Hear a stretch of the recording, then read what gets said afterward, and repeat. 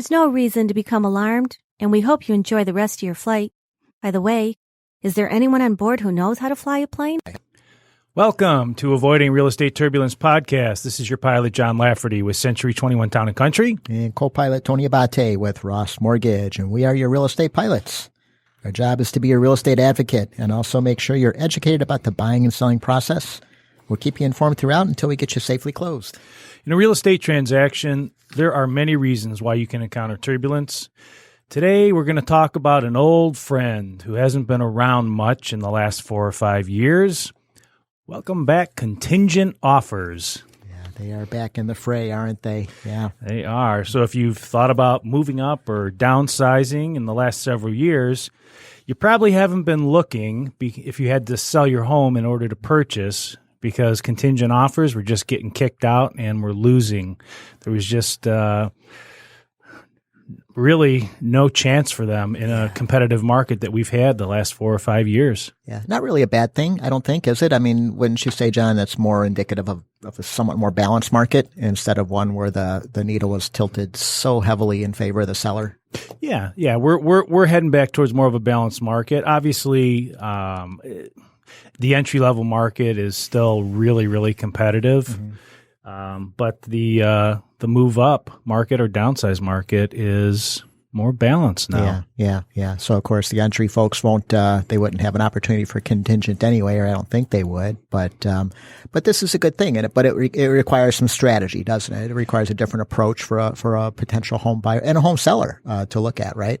Yeah, it really requires some different approaches, and really and truly, there's really no set of circumstances that one can follow, or steps that you can follow with each transaction. Circumstances are different, and you have to take that into account if you're representing the potential buyer with a home to sell, or you're representing the seller who's receiving a contingent offer. Yeah, that's a good point. They all have their own pulse and lifespan and so on. So, John, let's back up just a bit. You're the real estate pro here. Explain when we're talking contingent offer, what exactly do we mean? So when we're talking a contingent offer, we're basically saying that a buyer has to sell their home in order to purchase, and that home may or may not be listed currently. Their current home. Okay. Their current home may or may not be listed. Yeah. So it is contingent on the sale of that home, successful closing, for them to be able to purchase the next home. Yeah. Okay. So they kind of get the best of both worlds. Is that safe to say? They can come to terms with a seller. They can somewhat lock down a property, and put some things into motion, but there's a big asterisk. There's a big caveat, right? Yeah. They got to get that house sold.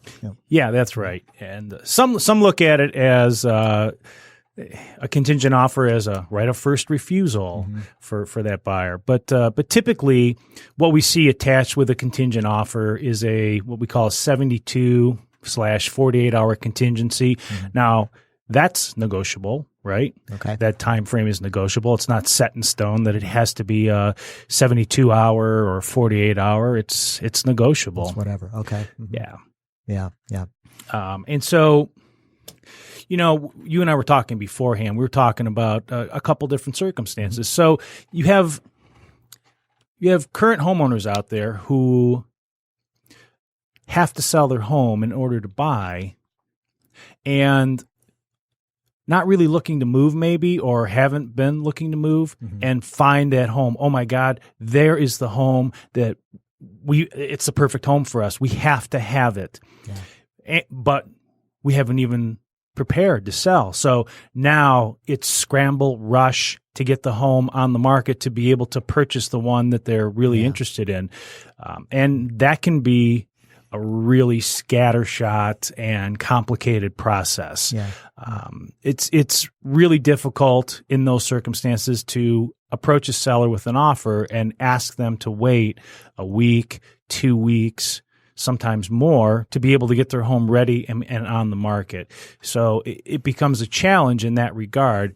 And what I would say to those out there listening who have kind of been off the fence for a while and are maybe starting to hear that contingent offers are being accepted again. Right. And maybe we should start thinking about looking again and looking out there, knowing that there's a chance our offer could get accepted. Sure. So there are steps to take in order to be prepared. So when you start looking, your house is pretty much ready to go. There's just a few things that need to get done in order to get it listed. And so it's important to approach it from that mindset, I feel, than the other way. Yeah, that's a good point. So, we're talking about the strategy that the seller who's going to turn into a buyer needs to be thinking about. And I always kind of look at it, John, in two categories or two flavors. You have that seller who is going to write a contingent offer on a new home, and it is contingent upon the sale and closing of their current home. And then you've got maybe the next step, which is the seller who is going to write that contingent offer on the new home, but their home is already sold and it hasn't closed. So still contingent because it's never over till it's over, right? But that second category, that's a far more palatable offer. I think you would agree. But then it's also, it's also a little more trickier to coordinate because you've got to operate within that window between the sale and the closing, right? Well, and that's a great point to bring up because you just brought up what most sellers are fearful of. Sure. I put my house on the market, it sells.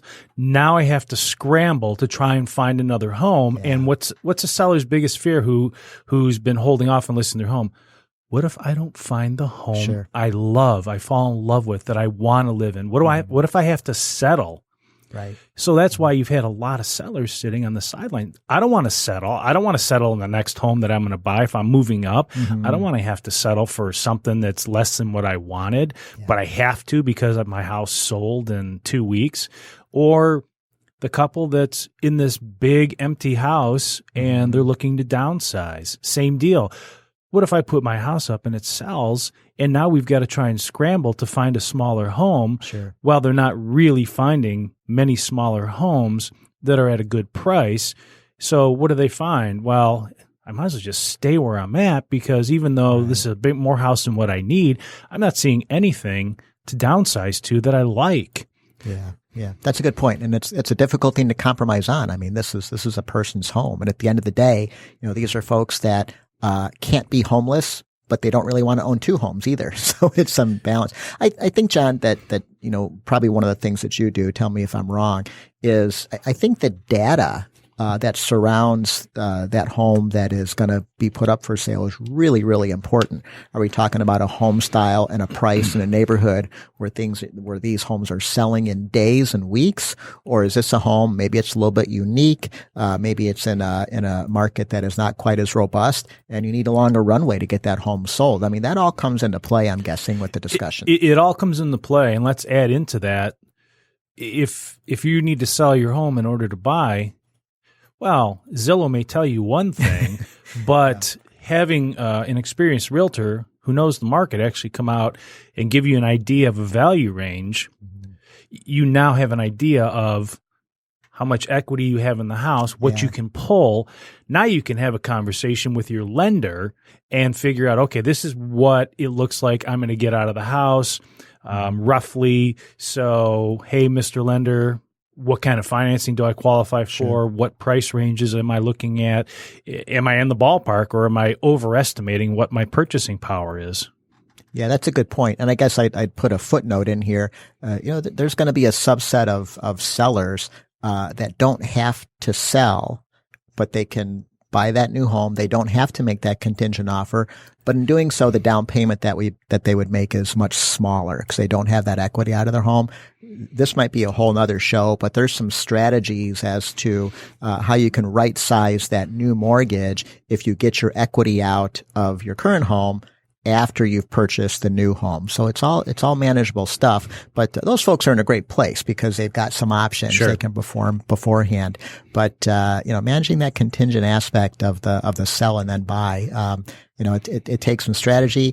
I think it takes important to have a good realtor because I think layered in that is what? An in-depth conversation between the realtor that is representing the seller, and the realtor that is representing the home that seller is going to buy. You need to have some understanding as to, well, hey, here's where they're at. Here's what they can do. Here's how long I expect to get them to closing. And that's probably a make or break, I would think. That's probably the most important conversation is between the buyer agent and the listing agent. And how well does that buyer agent know that buyer's circumstances and the house that they're going to be listing if it's not already listed? So, you know, when you're coming from a perspective of knowledge and, you know, having sat down with that potential buyer at their house, gone through their house with them, made suggestions for upgrades or repairs ahead of time before listing, and price range, all of that stuff is important. And if the seller listens to you, seller listens to your suggestions and does most of those things, because depending on the market you are in, that may be an important, important factor of selling that house quickly. And let's be honest, if you get an offer accepted and it's contingent, you want that house to be able to sell quickly. Sure. Now, obviously, you don't want to give away the house. You want to price it competitively, but the less objections that you can remove from a potential buyer looking at that contingent home, the better you are and the quicker it'll sell. And also, you may have, and this is a conversation, if you're thinking about buying and you need to sell your home to buy, this is a conversation you should really be having in advance of starting to look.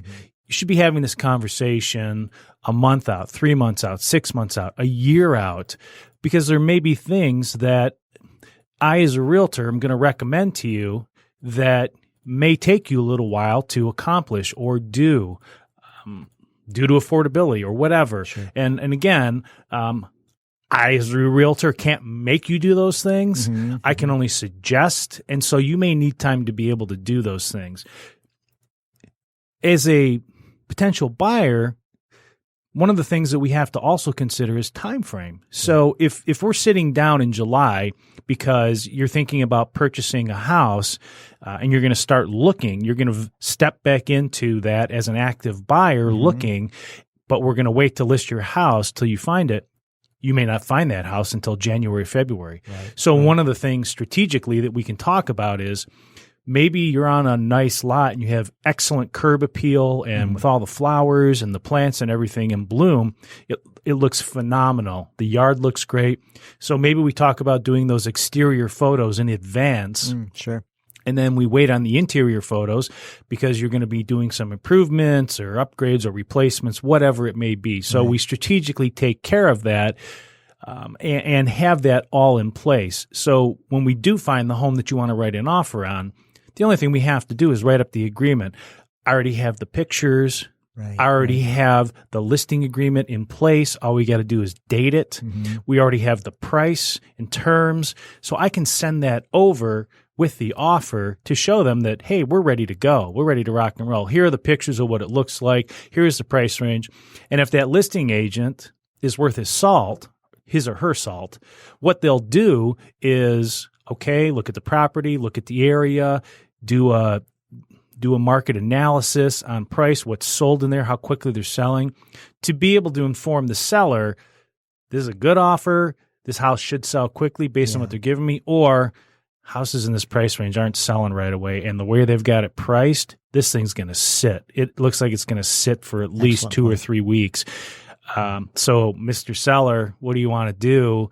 We can accept it, but we'll accept it with the typical caveats, right? Sure. Great points. A couple takeaways that I have is that when if a seller is thinking of buying, even just kicking it around, having an inkling, maybe we'll do this, the opportunity arises. The first thing is get that phone call into the realtor and have a conversation. The more facts that a seller can gather, the more prepared they are, the easier it is to pull that trigger and make the decision when the time comes. And layered in with that is that preparation. If you just think it might happen, you just don't know, gather those facts, get that house ready. Cause the one thing that I can see from the lender perspective is, for both buyers and sellers, the timing is never dead on what they expect it to be or what they'd like it to be. The transactions happen when they happen. They find that perfect home when it comes on the market. The buyer that wants to buy their home appears when they appear. So you just got to kind of be ready, for whatever might happen from a timing standpoint. 100%. And that's part of the process of getting prepared is to just have everything ready so that all you have to do is pull the trigger. And part of that conversation is getting in touch with their lender to start that conversation of, okay, this is what we're looking to do based on what our realtor told us. This is kind of the value range of what we could expect to sell the home at. This is how much we owe. And this is a conversation that they have with you to figure out where they qualify. Yeah.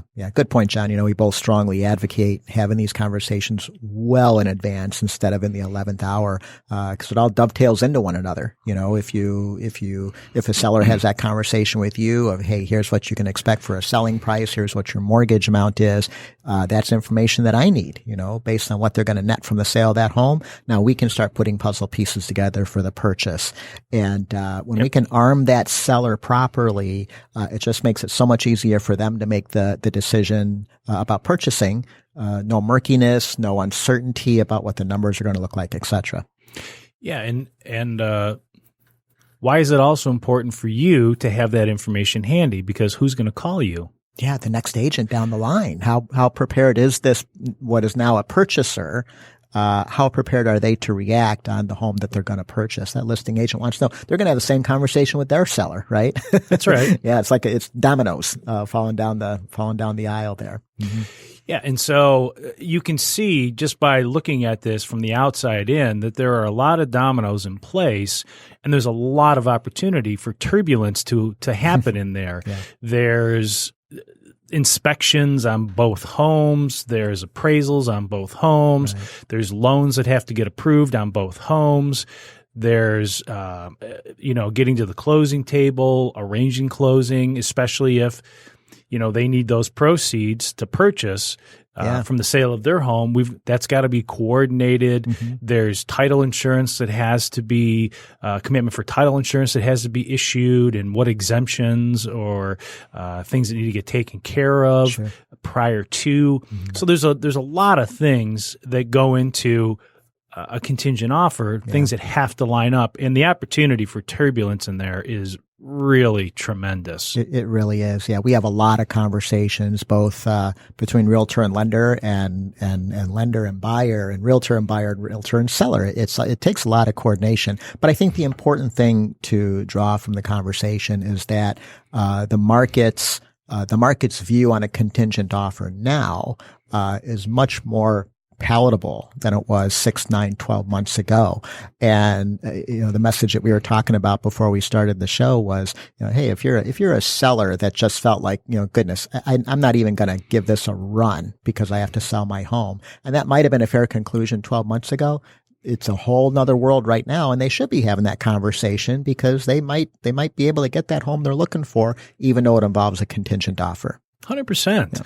Yeah, I've definitely seen a shift in the last 8 to 10 months with contingent offers. Yeah. Like we said at the outset, 4 or 5 years ago, in the last 4 or 5 years, really, forget it. You're dead in the water. You might as well look at only houses that are fixers or need updates or something, because something that's nice and updated, you don't have a shot at. But that's changed. Right. You actually have an opportunity to get those homes. Yeah. That goes back to what you were saying about the forced compromise. If that, again, a year ago, if that seller who was going to be a buyer and all they could look at were the rough properties, that's a compromise unless that's specifically what they were looking for. So much healthier market, I think, that we're in right now. Agreed. And so there's a lot of opportunity out there for people that have taken themselves out of the market for several years.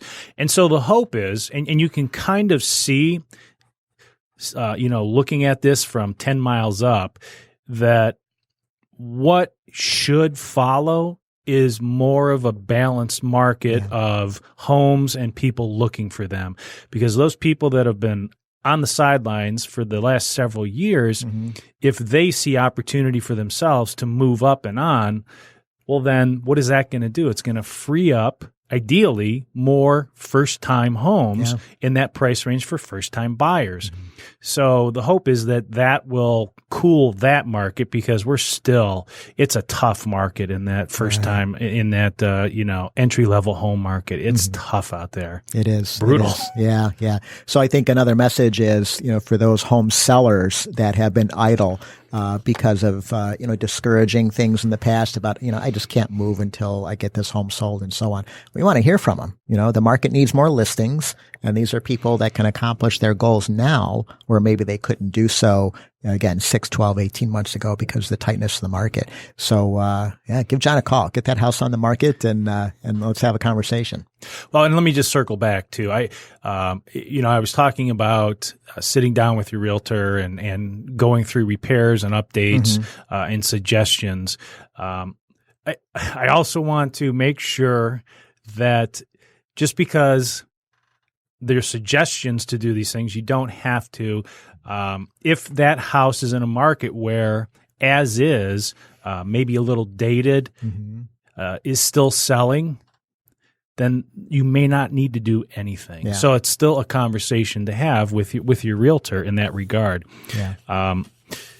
One of the things, I'm just going to switch sides here and put my listing agent hat on with contingent offers. So just to give you a perspective from the other side, if you're a buyer who needs to sell their home on a contingent offer, what is the listing agent thinking? What is the listing agent advising his sellers with a contingent offer? So several things, really. Number one is we look at the price, right? Sure. Is it competitive? Is it close to list price?